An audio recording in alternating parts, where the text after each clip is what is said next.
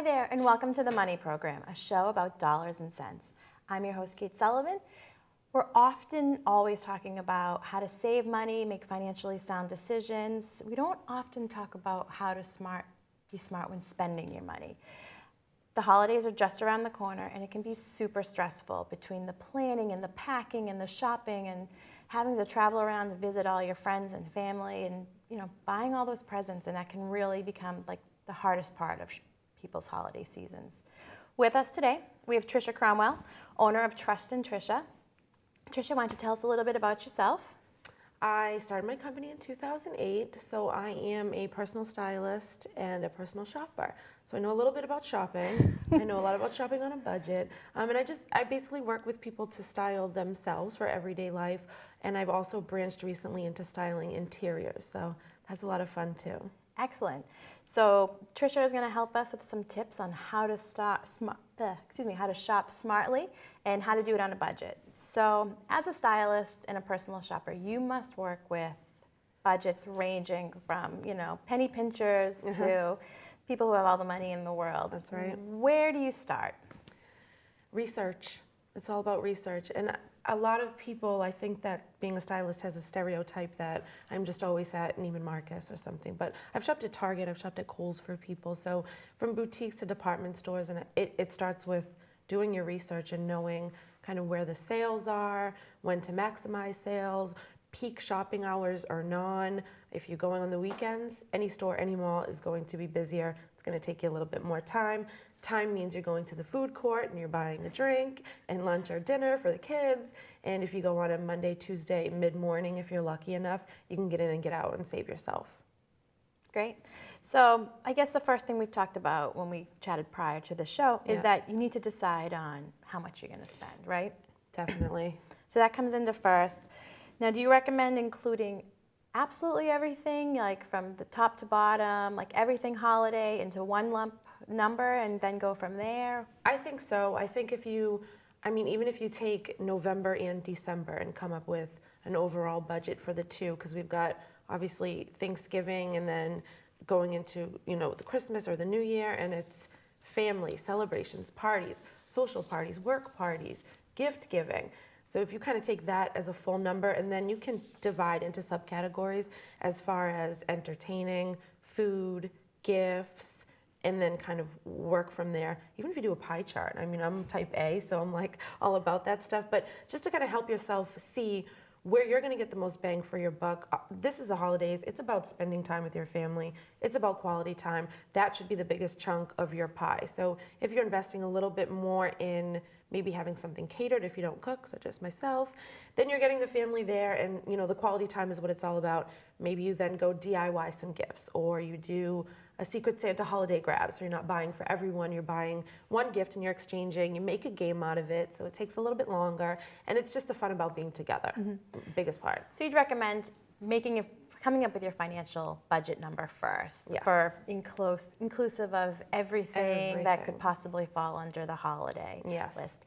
Now, what about when people go to start making their list of who to buy for? I mean, those lists, for me, it just seems like it's never ending. It's the babysitter, it's the teacher, it's the after school.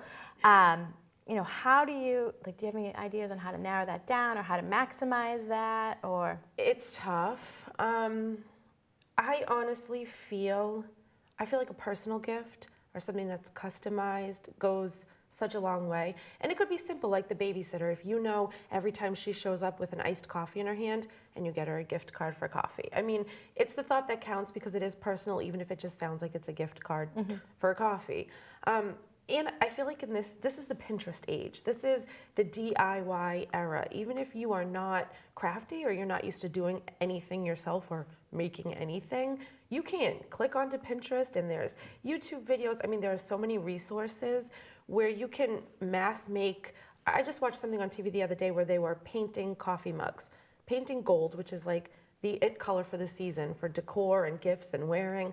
But they painted 6 coffee cups. They sat there, taped it, painted it. You could customize that and give each one, put some candy inside or a gift card and give that to the teachers or, the bus driver, the babysitter or whoever. So if you do have to do a lot, you can do a lot with a little, especially if you put in some creativity and effort yourself.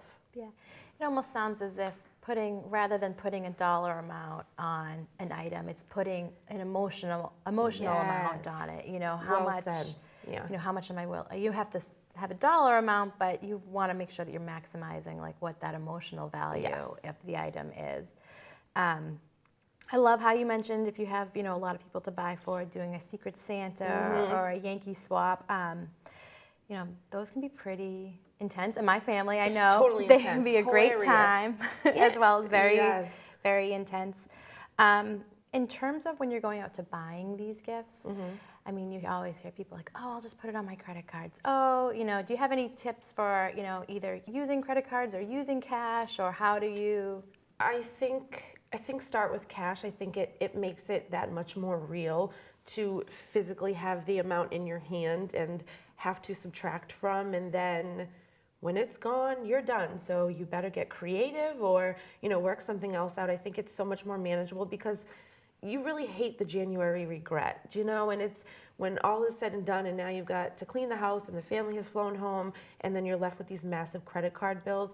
It just kind of offsets all the holiday cheer and everything that the last, you know, celebrations or 2 months were about. So thinking about it up front is really going to save you from like any of that regret in the end. Nobody wants that. Yeah, we often talk about using credit cards very sparingly.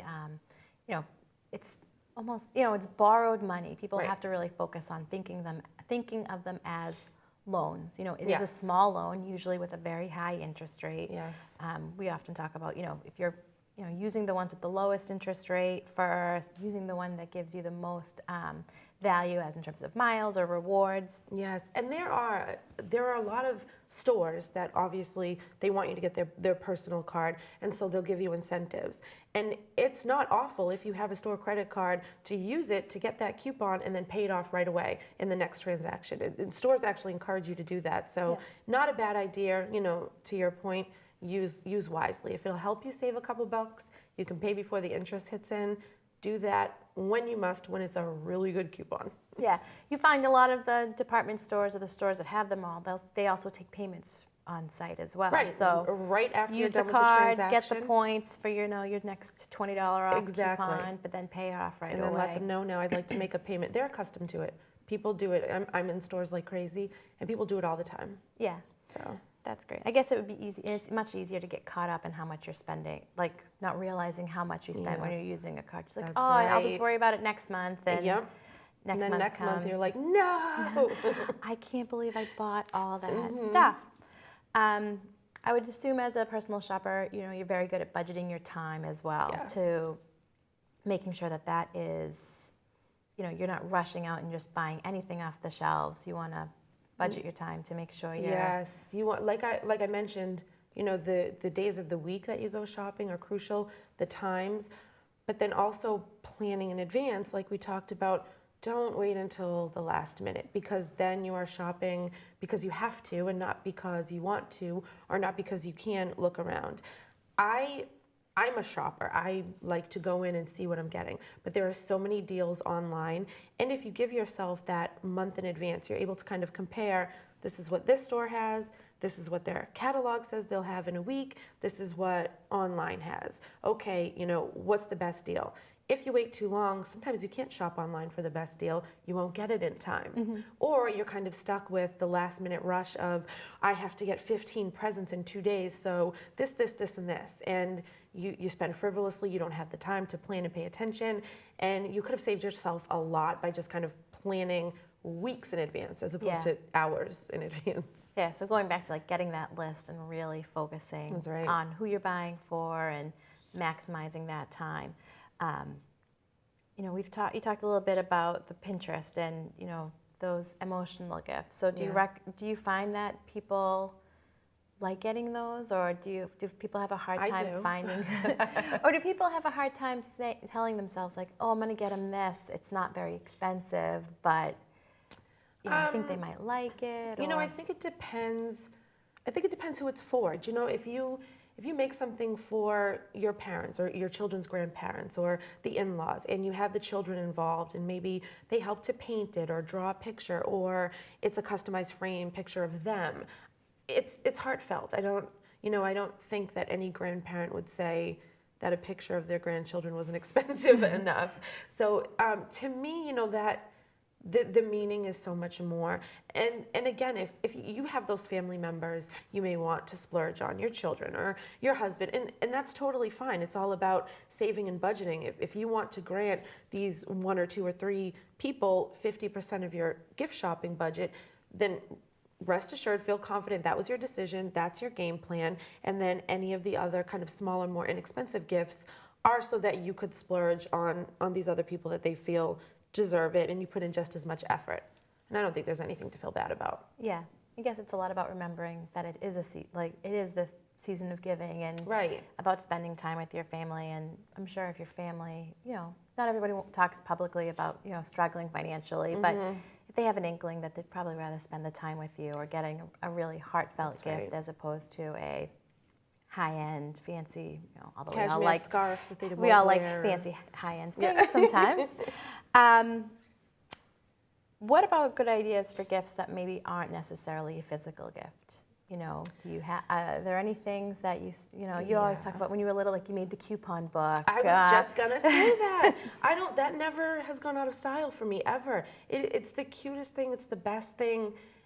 Especially again, if you have children, they're giving to a godparent or an aunt or uncle or a teacher, and they can offer to do a little chore, or they can offer to give you a sticker on a day that you look nice, or just to be so funny and creative, a coupon for a joke that they could redeem with the child. Or I don't know why coupon books are out of style. I mean, who doesn't want a chore done, or who doesn't want a foot massage, or to watch their favorite show, or have their favorite dinner cooked for them? So I think a customized coupon book is the cutest thing. You can write it out, you can design it online, print it out, you could give it in kind of a fun way. You could create a coupon as ornaments and hang it on your tree and have them find it. I mean, again, it's all about the experience of giving the gift, not just the actual gift that you're giving. Yeah. So as a personal shopper, what have been some of the most extravagant things that you've purchased, and what are been some of the most realistic, down to earth, or gift ideas that you're like, I never would have thought of giving that to somebody? I think probably one of them unique. I don't think there's been too many extravagant, but one of the most unique. So I do personal shopping for the holidays as well, for busy parents or just busy people in general, where I will either generate a list for them and come up with gift ideas, or I will take their list, do the shopping, do the wrapping, do the delivery. And so there was one year I had a client that got her daughter a television, and so I actually had to buy it, but then smuggle the television into the house while we thought her daughter was sleeping, and then she woke up, and I have this huge box, and we're like, oh, hi, okay, what do you need? Go back to bed. And it was hilarious, just trying to get it in and sneak it in and then set it up. So that was probably the biggest departure from the typical kind of shoes and clothes and purses that I'm buying for people, was a television. Yeah, wow. I wish Santa brings me a television I know. this year. What are any shopping tips? I mean, you must see all the sales, know when to get to them, when's the best time, when they restock. I mean, what are some of those trade secrets that you might be willing to share with us on how to become a fabulous Honestly, shopper? Here it is. Are you ready? I may be a little biased because I'm a small business owner. I feel like shop small and shop local, and you'd be surprised at the savings. The department stores and the mall stores have these huge budgets to just overwhelm you with jingle bells and sale signs and decorations, and Santa's in the middle of the mall, and it's kind of almost shoving it down your throat that it's time to holiday shop. But they have these budgets. They can send out these ads. They can run these coupons. They can take these markdowns. But the little guy doesn't have that marketing budget, but they do have a little bit of negotiation power. And they do have, their timeline of merchandise where product comes in, and then they want to mark it down. And they also have really unique things and different things. So I would say, definitely keep up with the ads and the commercials. You can't miss when a sale is. You're gonna see it everywhere. If it may take a little bit of an effort to go find out, the local boutique down the street, what their sale is or what they have going on, it's worth it. It's worth it to go in, talk to the owner, talk to the sales associates. There are so many fabulous boutiques in Boston. We are so lucky. Go in and check out their sale rack. Check out what they have going on. Negotiate about prices. Find out, the handmade crafts that they carry, or the local designer that sells her line there. And that's, again, more heartfelt, it's giving back, and you have a little bit of flexibility there that I think people don't realize. Yeah. Must be a little bit more unique if it's not something that's carried by a mass Real retailer. retail store. But yeah, sometimes you think about those things, but sometimes they do have the perception of probably being a little bit more pricey because they don't have that buying power that those mass realtors have. I guess sometimes you might feel a little uncomfortable asking for discounts, on things, especially when you're in when you're in a small business or a small shop. For sure, and I think it's, and the worst that's going to happen is they say no.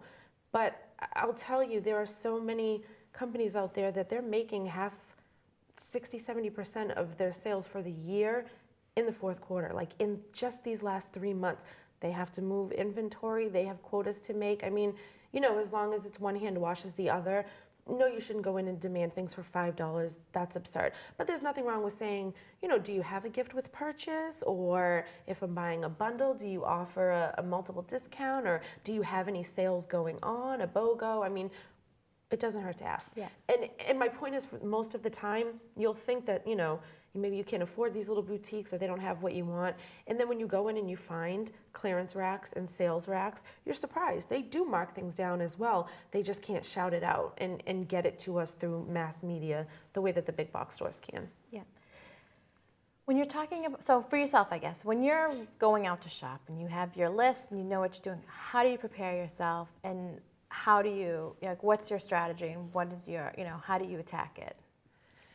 Well, I might be a unique case. I think I'm do as I say, not as I do. Because for the most part, when I'm out, it's almost work for me. It's market research. I'm looking for things for clients. I'm looking for things for myself. I have my eye out of visuals, and I'm looking at the imagery in stores. I'm looking at the mannequins. I'm looking at what font they're using in their advertising. I mean, I am looking at things in a completely different way, almost as if a chef went out to a restaurant to go to eat. That it's just a different perspective because it's work for me, and I'm so invested. So when I shop, my brain is all over the place, and that is not what I would tell anyone else to do. It's being prepared, having that list, having the intention. Stores are strategic. Malls are strategic. They set up impulse buys for you everywhere to catch your attention and think you need this, especially if there's a big red sale sign above it. But if I came for these 4 things, I'm picking up these 4 things and going home, you just kind of have to stick to that. Yeah, I'm definitely that person. You kind of need blinders.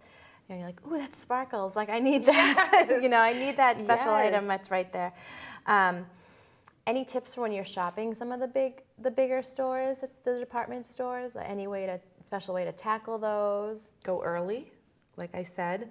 Weeknights and weekends, even finding parking in the parking lot sometimes could take 30 minutes. So I would say, obviously, try to go at low traffic times.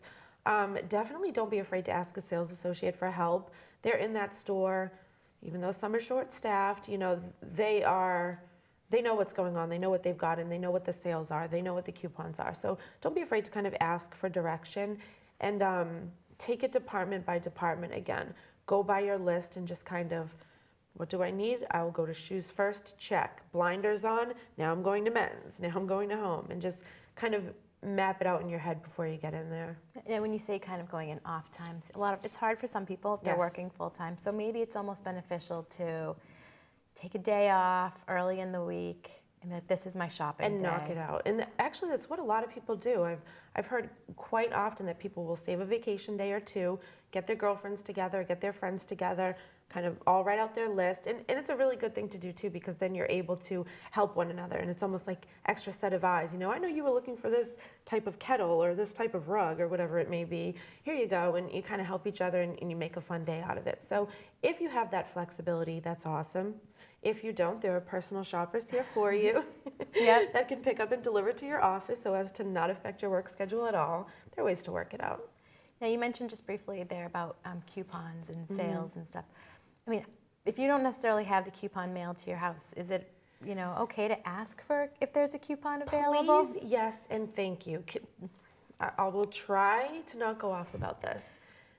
The big box retail stores, and we probably all know which one I'm referring to, they always have coupons. If they don't, they're actually getting really great now about being able to text them to you or having them on their website. So that sales associate, if she does not have a physical one, he or she can tell you where within seconds you can get it. And if someone is unwilling or unaware, please know that you can take your goods and move to the next register, because I have worked in retail management and retail merchandising, and I'm in stores all the time, and I know that they're available. So don't slight yourself just because you're too shy to ask, or because you maybe got a sales associate that isn't aware, him or herself. Now, for those that are shopping online, are there any ways to find coupons for online shopping? There are a ton of websites. Even if it's like Coupon Cabin, and I mean, even if you just Google, there are a ton. There's Retail Me Not.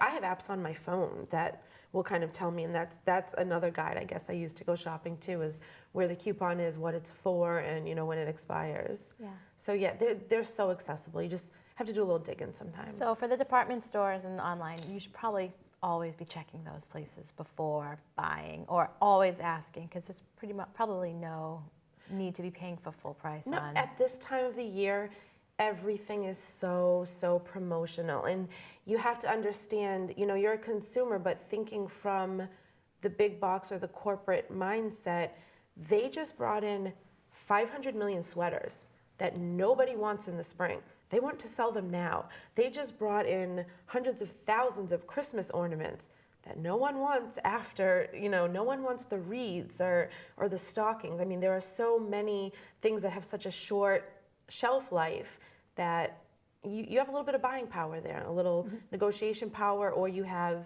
the ability to know that they're promoting it because they want to mark it down, they want to get rid of it. You should be there to scoop it up at that time. Also might be good for some of those basics that you might need. If you don't pick up a sweater before Christmas, maybe picking up a couple for the following year. If they're basics or seasonless items or something not too trendy or not too high-end. Absolutely. And that's something on the kind of the fashion side of things, because, we talk a lot about what you're going to spend for the holidays as far as throwing a party or getting gifts, but you also have to look nice too. So you're also kind of thinking about your outfit as well, and especially if you're hosting or attending, work parties, holiday parties. I think that a great tip is, like you said, if you have a basic, like the little black dress, so many ways to wear a black dress, and now is the time where you can go out and you can get that blingy statement necklace, or you can get, a cardigan with some shimmer in it or crystal buttons, and it kind of has all the fun holiday accents, but a trendy piece that is a little less expensive. So you use your staple, you keep wearing that, but you can switch it up with kind of the inexpensive holiday pops. That's a fun way too. Great. Any last minute or big takeaways for today that you wish every shopper knew? Prepare. Just prepare. Be confident in your decision. Have a plan. Get in there and get it done. Yeah. You'll feel good about yourself the day after, and you will definitely feel good about it when you're opening your mail and your credit card bills in January. It's like the worst time of the year. It's like the January when the bills come in. The January lull. Oof. The stores kind of start looking bare. Yes, there's nothing even to go back to. Right. If somebody was interested in getting in touch with you, how would they go about doing so? And what other services can you provide them? I can definitely help anyone get dressed. I pride myself in saying that I help you take the guessing out of dressing. I want people to feel their best, and I want it to be easy for them. So I'll go in and put outfits together, take pictures, go shopping for things you need, and just put together a little book so you get dressed by a book instead of a closet. I will go in and kind of revamp your home and help with your decor, and then also hitting the stores and hitting the mall for any of those fabulous interior, home, or fashion items that you haven't had the time to pick up. So I'm definitely here. Photo shoots, holiday photo shoots, family portraits. I'll help you all come up with a cohesive image and all that fun stuff. So everything is on my website, which is www.itrustintricia.com. Great. And I'm also on every social media outlet possible, exhaustingly. Excellent, excellent. I definitely think we're going to have you back on the show sometime. Yay. I definitely think that there are some ways that, we always talk about how to save your money and how to, maximize, the money that you do have. And so maybe working on outfits on how to use them multiple ways, or how to, like a splurge versus steal type of episode. Oh, I love that stuff. Yeah, because people love that stuff too, and love being able to see multiple ways to get things done. For sure. So I'd like to thank you for joining me today. Thank you, Tricia. We'll definitely have you back in. If you guys have any questions, you can check us out on Facebook at Facebook BNNMoneyProgram.com. Thanks so much. Talk to you soon. Bye.